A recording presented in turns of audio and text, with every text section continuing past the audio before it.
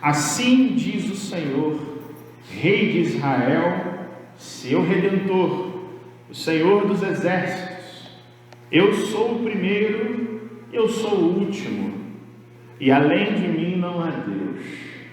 Quem há como eu feito predições, desde que estabeleci o mais antigo povo, que o declare e o exponha perante mim, que esse anuncie as coisas futuras, as coisas que hão de vir. Não vos assombreis, nem temais. Acaso desde aquele tempo não vou-lo fiz ouvir?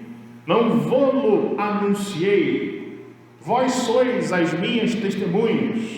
Há outro Deus além de mim? Não há outra rocha que eu conheça. Amém? Pode se assentar. Louvado seja o nome do nosso Deus. Porque esse texto fala de uma das verdades mais óbvias da palavra de Deus. Uma das verdades mais importantes e mais claras para todo aquele que se propõe a ler a Bíblia com fé. E a verdade é esta: o Senhor é Deus. O Senhor é grandioso. O Senhor é infinito e tem toda a autoridade sobre este mundo e sobre as nossas vidas. E não somente o Senhor é Deus e um Deus poderoso, mas somente o Senhor é Deus. Não há outro Deus além desse Deus.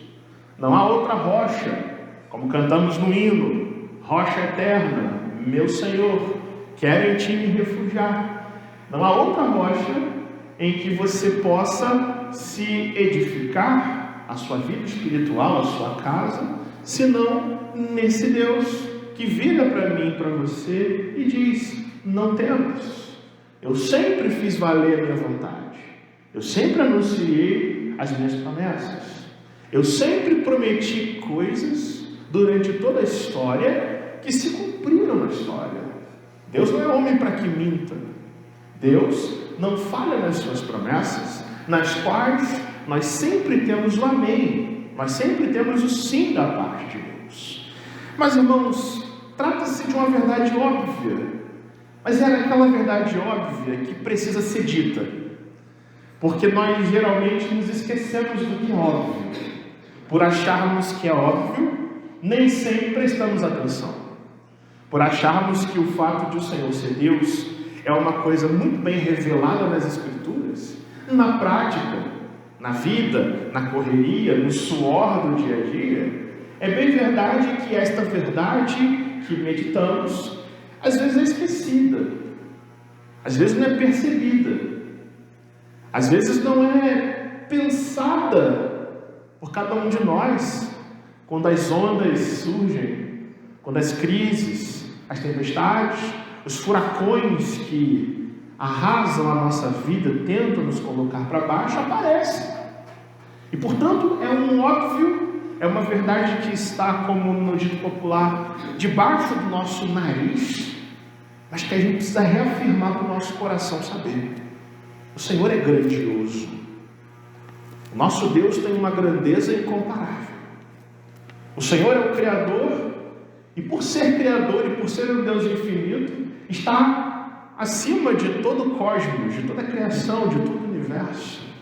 Razão pela qual eu e você temos motivos de sobra para descansar nele.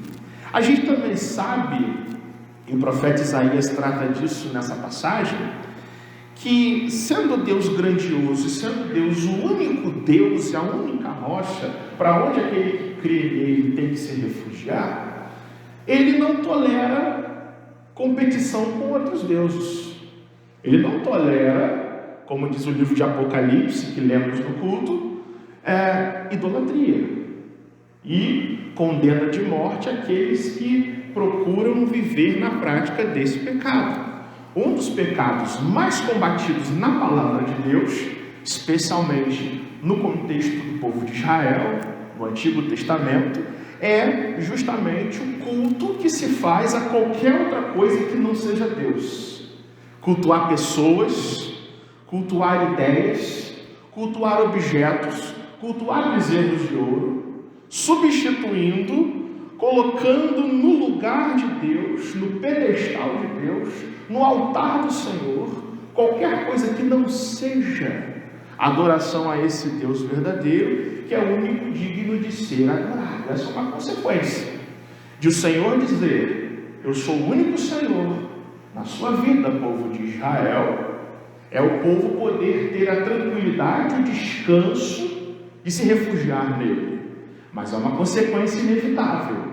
Quando Deus diz: eu sou o único Deus, e não há outra rocha em que Isaías diga que eu conheça, a consequência inevitável é que os ídolos cessam, e as distrações cessam, e qualquer coisa que nos tire do foco, do prumo, da centralidade de Jesus Cristo no nosso coração, precisa ser condenado, precisa cair por terra, precisa ser evitado e arrastado para longe.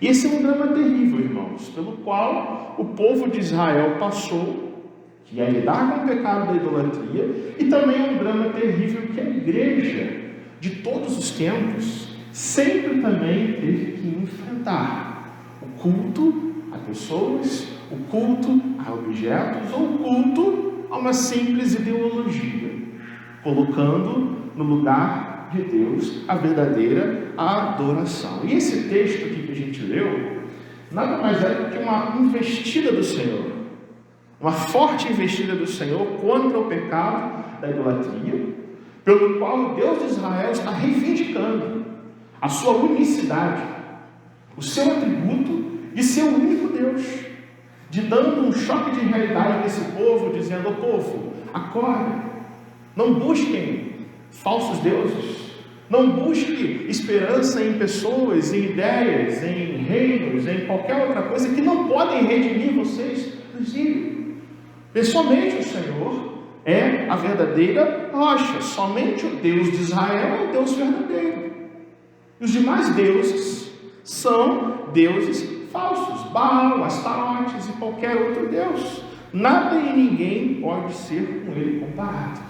E nós mais uma vez voltamos ao contexto do exílio babilônico. O exílio que foi o juízo de Deus sobre o seu povo por causa de idolatria, de apostasia, de se esquecer que somente o Senhor é Deus. Verdade óbvia que eu e você cremos, mas que nem sempre praticamos. E levou o povo de Israel ao exílio babilônico. Mas nesse contexto, o Deus que envia o seu povo para o exílio é o mesmo Deus que faz promessas a esse povo, dizendo: eu puni vocês, mas eu também sou aquele que vou tirar vocês dessa. Que o exílio não anula as minhas promessas, os pecados de vocês não apagam a minha aliança com vocês. Vocês podem ter descumprido a parte de vocês, mas eu, Senhor, não mudo. Eu, Senhor, sou fiel a tudo que prometi fazer na vida de vocês. E aí a gente entra, irmãos, neste texto, que é uma profecia que se encontra aqui num contexto de restauração, onde, por exemplo, Deus promete derramar águas sobre o sedento, torrentes sobre a terra seca, preparar o caminho para a vinda de Jesus, do Messias. Ele vira para o seu povo e diz: prestem atenção na minha grandeza, preste atenção em quem eu sou. Versículo 6 diz: assim diz o Senhor, assim diz o Senhor com o seu povo. E quem é esse Deus que fala com o seu povo? É um Deus distante? É um Deus que se esqueceu do seu povo? É um Deus que só se ira com o seu povo, sem promessas nenhuma vindas da sua aliança? Isaías mostra que esse Deus não é um Deus distante, mas ele é Rei de Israel, o Redentor de Israel e o Senhor dos exércitos. Assim diz o Senhor, Rei de Israel. Pense nisso. Quem é esse Deus incomparável para quem o povo tem que voltar a sua atenção? Quem é esse Deus para quem eu e você, que chegamos aqui para adorar ao Senhor, fazendo planos para 2023, precisamos olhar com os olhos bem abertos. Isaías qualifica Deus. Ele é o rei sobre o seu povo. É aquele cuja lei perfeita restaura a alma, como diz o Salmo. É o Deus que manda no coração do seu adorador. Aquele que diz como o seu povo tem que andar nos seus caminhos. Porque é isso que um rei faz. Um rei reina. É o rei do seu povo. Assim diz o Senhor, o rei de Israel. E também o redentor, né? Qual é a intenção desse Deus? É salvar o seu povo. Quais são os pensamentos desse Deus para com o seu povo? Pensamentos de paz, pensamentos de restauração, pensamentos de redenção para esse povo, de dar oportunidade, de conduzir este povo a um novo e vivo caminho, a uma nova aliança, mediada não por sangue de animais, mas pelo sangue do Senhor Jesus, do Cordeiro de Deus, que tira o pecado do mundo. E Deus já vai preparando esse caminho. Eu sou o redentor de vocês, e eu sou o Senhor dos exércitos. Expressão de guerra. Qual é o poder desse Deus? Esse Deus é o general de todas as nações, é o Senhor dos exércitos, é aquele que levanta reis e derruba reis, é o rei, é o Deus que com o seu poder entrega exércitos inteiros nas mãos do seu povo. É o Deus que no capítulo seguinte vai levantar o rei Ciro e entregar as nações, resultando na libertação do povo de Israel do exílio. Isaías 45, nós já pregamos aqui, este capítulo inteiro mostra que esse Deus é poderoso e tem autoridade e poder sobre as nações, porque Ele é o Senhor dos exércitos. E assim que Ele tem que enxergar o nosso Deus, e assim que tem que ser a compreensão do nosso Deus. Ele é o Rei sobre a nossa vida, as coisas são do jeito dele, Ele é o nosso Redentor, e faz essa redenção nas nossas vidas por amor, apesar dos nossos pecados, e também aquele cujo poder e autoridade, todo cabeça, todo principado, toda potestade, todo governante se curva na presença desse Deus. O que esse Deus todo-poderoso então tem a dizer para o seu povo? Isaías fala assim no versículo 6: eu sou o primeiro. Olha na sua Bíblia: eu sou o primeiro, e eu sou o último, e além de mim não há Deus.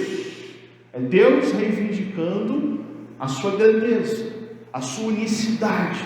É Deus dizendo ao seu povo: pare de pensar que a salvação de vocês vai vir de outras fontes.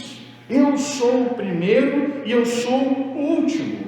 Eu, com a minha palavra, criei todo o universo, e com a minha palavra, os séculos dos séculos vão se consumar na história. Nós não cremos num Deus qualquer.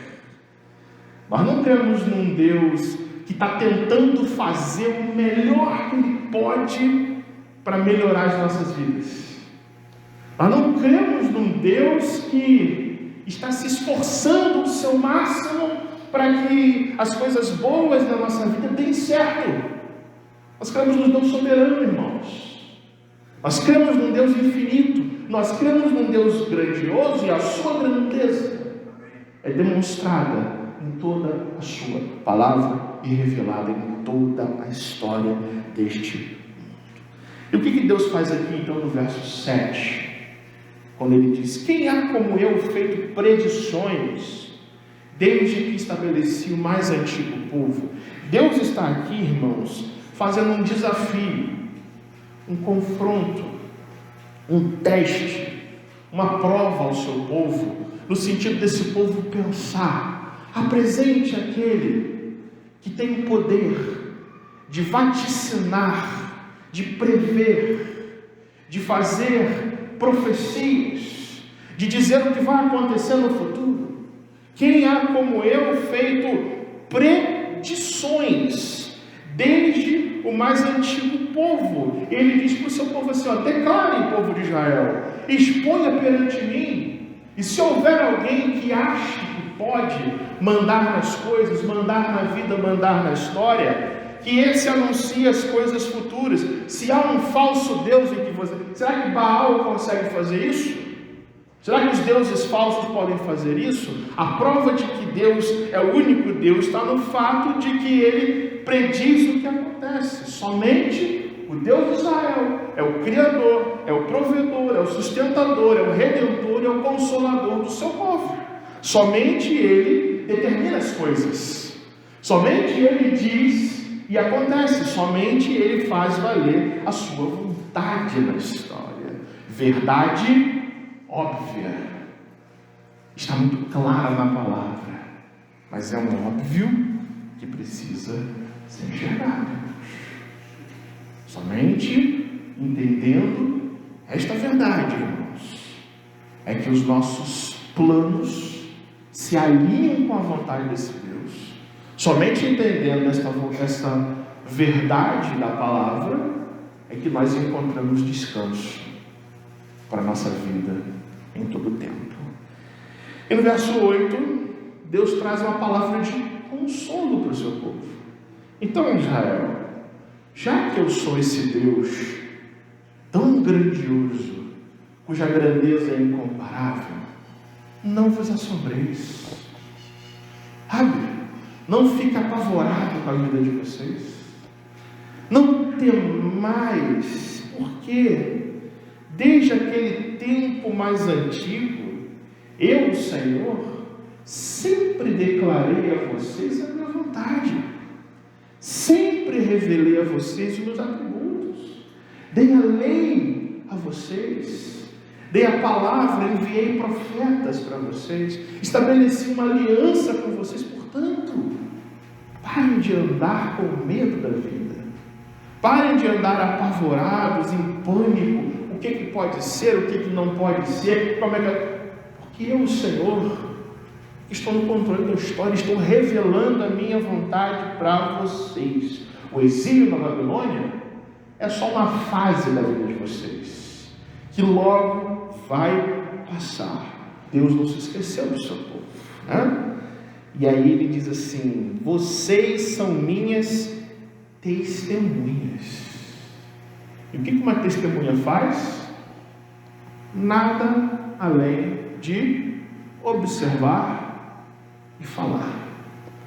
Deus está dizendo ao seu povo assim: tudo que eu faço, vocês apenas estão na história, contemplando, e precisam não só contemplar, mas ter a capacidade de crer e dizer as coisas que você vê a respeito do meu poder. Ele termina dizendo assim: vós sois as minhas testemunhas, há outro Deus além de mim? Repete essa pergunta, né? Há outro Deus além de mim? E a resposta do profeta é óbvia: não há outra rocha que eu conheço. Então Isaías, irmãos, está aqui mostrando para nós nessa manhã verdades que têm tudo a ver comigo e com você. Verdades óbvias, mas que precisam ser ditas. Verdades óbvias, claramente reveladas na sua palavra, que nos apresentam a grandeza incomparável do nosso Deus. O Deus cuja grandeza, se nós olharmos para ela mais, esquecêssemos mais das nossas limitações, esquecêssemos que há problemas que nos cercam, mas todos eles são perfeitamente subordinados a esse Deus, nos confortaríamos muito mais. Um teólogo chamado A.W. Tozer disse que o problema da igreja hoje, problema da igreja, e é meu problema e o seu problema, é que nós passamos boa parte da nossa vida olhando para o nosso próprio umbigo e nos esquecemos de parar para meditar na grandeza do nosso Deus. Essa é a grande verdade. Nós passamos boa parte da nossa vida pensando no nosso próprio eu.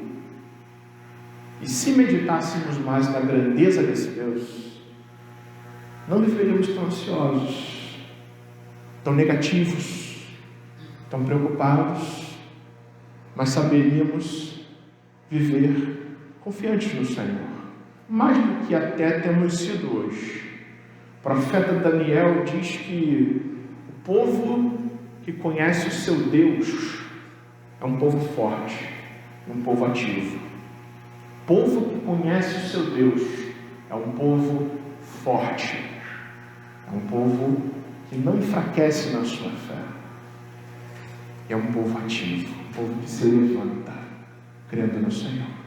O que é a grandeza incomparável desse Deus, então, revelada nesse texto, tem para nos ensinar nesta manhã?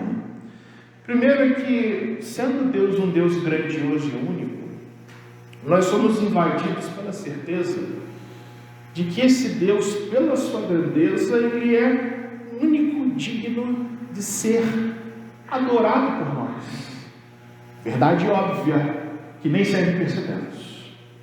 Isaías é claro, como diz nos versos 6 e 8, que não há outro Deus, não há outra rocha, e quem adora de verdade ao Deus e Pai de nosso Senhor Jesus Cristo, não dá espaço a falsos deuses na sua vida, a bezerros de ouro no seu próprio coração, ou a botar qualquer que seja a esperança em qualquer pessoa, em qualquer outra coisa que não seja esse próprio Deus, meus irmãos. Mas eu digo para vocês que nós cometemos um pecado muitas vezes com relação a esse princípio da palavra de Deus, porque nós somos frequentemente tentados a não confiar somente no Senhor como a nossa maior arma, o nosso maior recurso, mas somos frequentemente tentados a resolver nossas vidas com as nossas próprias mãos, e até dizer assim: se tudo der errado, só nos resta orar. Os médicos já fizeram tudo o que podiam por aquele parente enfermo. Agora, gente, só nos resta orar. Isso se populariza na nossa fala. Quando a oração, a crença, a fé no Senhor, será que não deveria ser o nosso primeiro recurso? Primeiro, segundo, terceiro, quarto e último em todos os recursos, confiando nesse Deus, entregando a Ele todas as coisas. O primeiro mandamento da lei de Deus diz: não terás outros deuses diante de mim. O primeiro mandamento da lei de Deus diz que só o Senhor é Deus. Mas vamos ser bem sinceros, irmãos, por causa do pecado que é em nós, há tantas coisas, em tantos lugares, que roubam tanto a nossa atenção, que às vezes a gente se esquece de Deus. O segundo mandamento diz: não farás para ti o que, irmãos? Imagem, escultura, semelhança, idolatria. Mas a bem da verdade, há tanta gente, em tanto lugar, na nossa família às vezes, nos nossos relacionamentos, que nos ocupam tanto, que a gente não tem nem tempo para fazer uma oração, a gente não tem tempo nem para ler a palavra desse Deus, que se ocupa o horário do culto, a gente falta o culto e falta mesmo, tanto faz, tanto fez. Isso é uma idolatria, meus irmãos. Esse é o desespero daquele que não enxerga a grandeza de Deus. Ídolo não é só pedaço de pedra, de madeira, de mármore, de gesso. Ídolo é tudo o que ocupa você de tal forma, toma o teu pensamento de tal maneira, que Deus é jogado para escanteio. Ídolo entra no time e bota Deus no banco de reservas da sua vida. É isso que a gente não tem que ser. Com a nossa mente, nós podemos afirmar categoricamente: só o Senhor é Deus. Mas com o nosso coração, com as nossas atitudes e emoções, a gente pode viver como um idólatra. Cuidado, meu irmão, para que o culto devido ao Senhor não seja compartilhado com deuses falsos do nosso coração. A gente é chamado a olhar também o que o Senhor Jesus disse para nós. Assim como Deus nesse texto diz: eu sou o primeiro, eu sou o último. Jesus, no mesmo livro de Apocalipse que lemos no culto, ele diz para João: não temas, eu sou o primeiro, eu sou o último. Eu estive morto, mas estou vivo pelos séculos dos séculos, e tenho as chaves da morte e do inferno. O Senhor Jesus reivindica essa mesma autoridade sobre as nossas vidas. Se você crê em Jesus, se você crê que Cristo morreu pelo seu pecado, se você crê que Cristo verteu o seu sangue precioso naquela cruz, você precisa, meu irmão, em nome de Jesus, identificar os ídolos do seu coração, colocar eles para fora, em nome de Jesus. Deus, sendo o Senhor também grandioso, Ele se apresenta para nós, irmãos, como a única fonte, não só de esperança e de consolo, mas de salvação, de redenção. Deus provoca um confronto. Se há alguém que pense ser igual a mim, apresente, povo de Israel. Se há algum Deus falso que tem o meu poder, fale publicamente das coisas que aconteceram e as coisas que estão por vir. Será que os ídolos podem dizer as coisas que vão acontecer? Será que Baal tem esse poder? Será que os políticos da nossa nação têm o poder que Deus tem? Será que os nossos próprios instintos são suficientes para governar a nossa vida, irmãos? Ou será que eu e você somos tão dependentes da graça de Deus, do amor de Deus, da misericórdia de Deus soberano e imutável, que sabe todas as coisas, sejam presentes ou futuras, com tanta perfeição? O fato de Deus mostrar-se aqui como um Deus onisciente é esperança para o nosso coração, esperança de salvação, de redenção. E Deus manda aqui Israel olhar para a sua própria história. Olhem para todas as coisas, lembrem-se tudo que eu fiz por você, desde que eu estabeleci o mais antigo povo. O Senhor sempre declarou a sua vontade ao seu povo, e portanto, somente no Senhor há justiça e força, como diz Isaías. Somente no Senhor há salvação. Os ídolos não vão salvar. O presidente desta nação não vai salvar você. O governador, o prefeito, o pastor, ou qualquer outra pessoa, por mais que seja admirada por nós, não pode fazer essa promessa para nós, de ser o Senhor dos exércitos, o seu Deus, o seu Rei e o seu Redentor, a quem esse Deus chama para nós. E nós, irmãos, que somos um povo eleito, chamado a uma nova aliança, pelo sangue do Senhor Jesus, esta admoestação é igualmente necessária. Deus está dizendo para mim e para você: olhe para a sua vida, olhe para a sua história e diga para mim, diz o Senhor para você, se foram os ídolos do seu coração que te salvaram, te libertaram, te deram livramentos, ou será que foi o Senhor dos exércitos que cuida de cada um de nós, que sabe do que cada um de nós precisa e que enviou seu Filho para morrer por nós, né?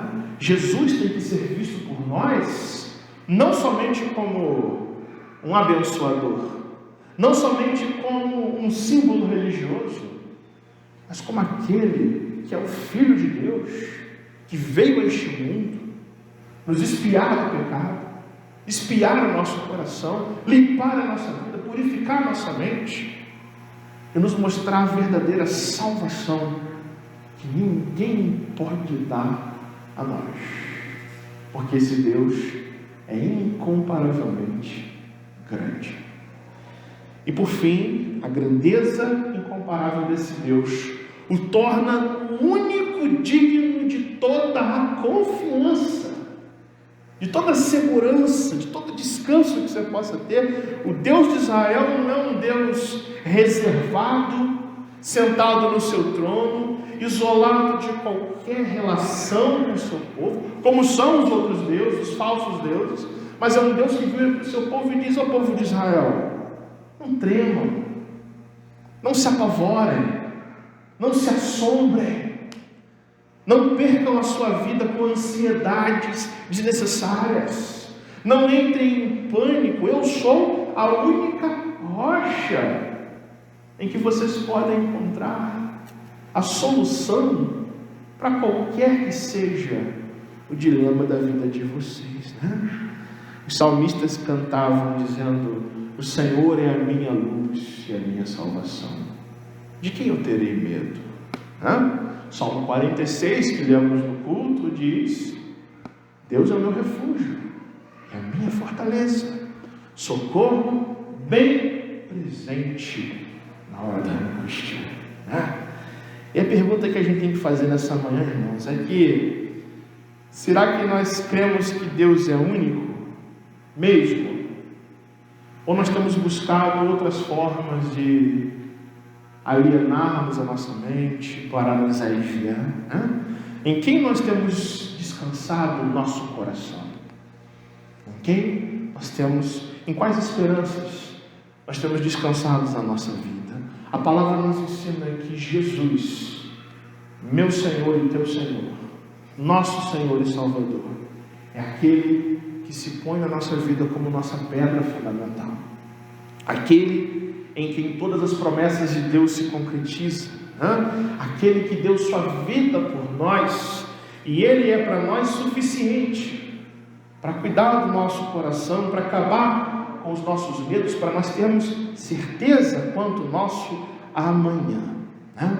E Deus nos chama, portanto, a confiar somente no Senhor Jesus, aquele que venceu a morte e o inferno, aquele que ressuscitou com poder e glória dentre os mortos, é igualmente poderoso para guardar o nosso tesouro até o dia final. E Deus nos chama então, nesta manhã, neste início de ano, nesse primeiro culto do ano, em que ouvimos a voz de Deus falando na sua palavra, a termos como aplicação a atitude de confiar, irmãos, mas confiar somente no Senhor, de confiarmos somente no Senhor, expulsando do nosso coração qualquer que seja o ídolo, qualquer que seja o argumento contrário a Deus, qualquer que sejam as ansiedades, qualquer que sejam as confianças vãs em outras coisas que não tem nada a ver com Deus, e esse desejo exacerbado, exagerado que muitas vezes temos de vencer a vida com as nossas próprias mãos, de rompermos de vez, irmãos, com a autonomia, sabe? Com peito estufado, com bater no peito e dizer: eu sou mais eu sei o que eu faço. Sabe qual é a grande verdade? Você não sabe, Deus sabe. Frequentemente o Senhor está corrigindo você.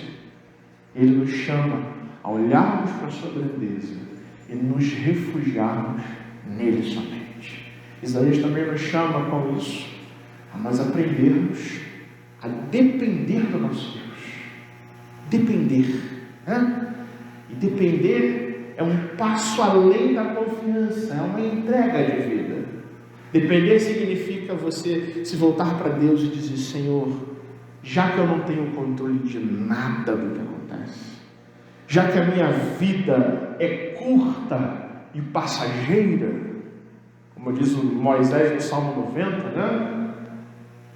Os anos passam e nós voamos, Senhor, então cuida de mim, cuida do meu coração, Senhor, cuida de me perder, para que eu não me desvie dos teus caminhos, cuide para que eu não tome decisões contrárias à tua vontade, Senhor.